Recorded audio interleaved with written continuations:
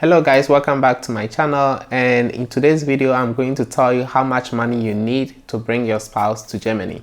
So this is the question that I've received a lot under my previous videos which I did about bringing your spouse to Germany, and even if you're a student. But the question that remains is that how much do you actually need or should have, or how much should your salary be in order to bring your spouse to Germany? Now, to begin with, this amount that I'm going to describe is not fixed and is subjective and is based on individual conditions and how much you are spending on other things, which I'll come back to it later in this video. It's only the Foreigners Office which will tell you that the money that you have or your salary is actually enough to support yourself and your family as well, right? And so this video is kind of to open your eyes to certain things that you need to take into consideration, and not actually to give a fixed amount that everybody should have. So the ultimate thing you have to do is actually to cut down the amount you pay for rent, right? So let's give an example. Let's say two people, right? And each of them, they receive their net salary of, let's say, 1,500 euros. And one is paying their rent for, let's say, 500 euro, and other one is paying for rent 1,000 euros, right? So if you take these two examples into perspective, you'll see that one of them will remain 1,000 euros after the rent, and then the other one, it will just remain 500 euros after the rent. And now to be able to sponsor your spouse with just 500 euros might seem a bit impossible, right? So if you're currently living in an apartment, let's say it's a 2-room apartment, and you are waiting to get all the other documents for your wife to come or your husband to come, and you still haven't, you are not sure whether that remaining amount out of your salary is enough to cover your spouse, for me, I will advise that you actually maybe find an apartment that is lower, right? That is a bit cheaper, because that will influence how much you are left to be considered for your spouse as well. So one option is to find maybe a shared apartment, right? So if your salary is not that big enough, then you have to find a shared apartment, have some colleagues, you can have your own living space, you can share the kitchen and then the bathhouse with some people, and that's what I actually did. Now another option is also to actually go back from the inner perimeter within the city, right? So if you live close to the city center, mostly the rent around this area is expensive. So as you go backwards, you see that the rent decreases, and sometimes you can even move from the city that you're living and then maybe move to another closer town, or maybe say not a village but at least outskirts, right, of that inner city, to be able to get cheaper rent. Now, to give you a perspective of how much you actually need, I have to use an example of a friend of mine who actually did a family reunion visa previously, and he was a student and he was doing a part-time or a student job at that time, right? And so for him, he was getting around, student job around 1,000, let's say 900 to 1,000 euros per month. And now the Foreigners Office considered this amount to be an amount that was just to cater for his expenses, so he could pay the rent and also certain expenses of his own, but that amount could not cover his wife. And so what they did was that they told him to actually open a block account of 450 euros per month for his wife.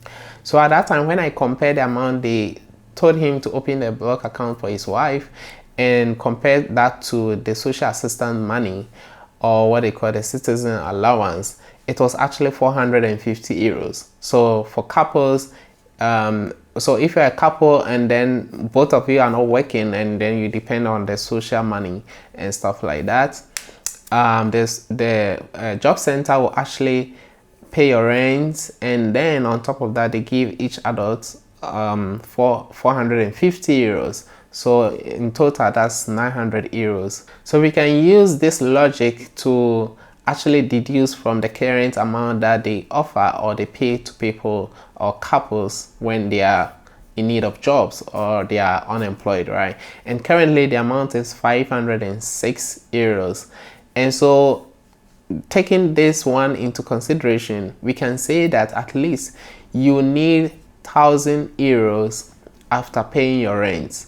Now, this is not a fixed amount that the foreigners office has instructed, and I'm not a financial advisor. I'm just giving my perspective into how much you actually need, right? Now the question will be that then what about students, right? I know students are earning around 1,000 euros, and then let's say you pay rent for 500, then you are remaining with 500, which will not be enough. So this is what you have to do if you are not earning that much, because actually you can earn 2,000 and then you are paying rent for 1,500.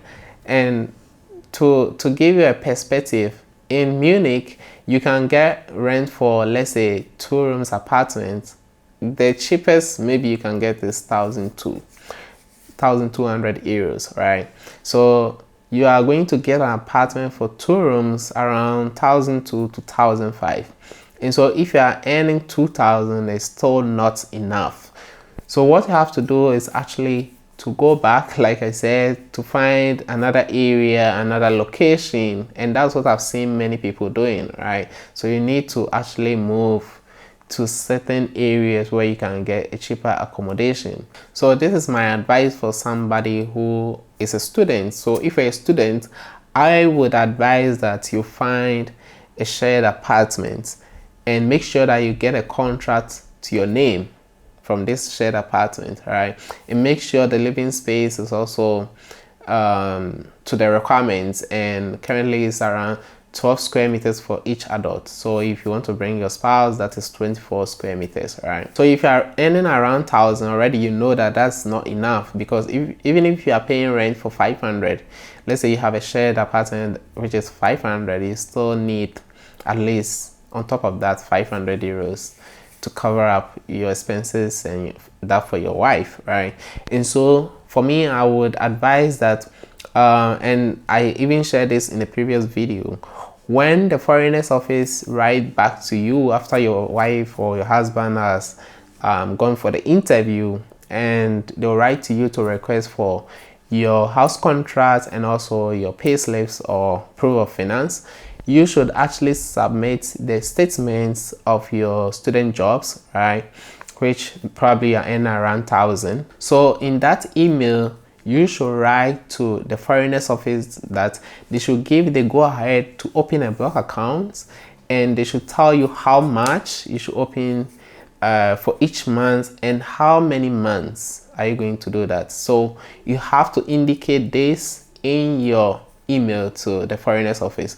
And so when they receive that, they will actually know that your money is not enough, and they will tell you maybe, okay, open the 500 euros per month for 1 year for your wife, right? And if you have kids, then they have to include the amount for your kids as well.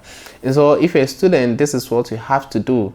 Don't say your money is not enough and just sit there. You have to just go on with the process, and when you receive the email to submit the documents, you can write this to the foreigners office. Okay guys, so thank you for watching the video, and I hope yeah, it's a whole lot of numbers going around, and I'm sure maybe you have a fair idea of how much you should have. And the take home is that you need to cut down your rent. You need to cut down your rent, and that will affect everything. So this is the take home. So thank you for watching the video. If you have further questions, just leave them in the comment section and I'll answer that for you. Thank you for watching, and see you another time. Bye.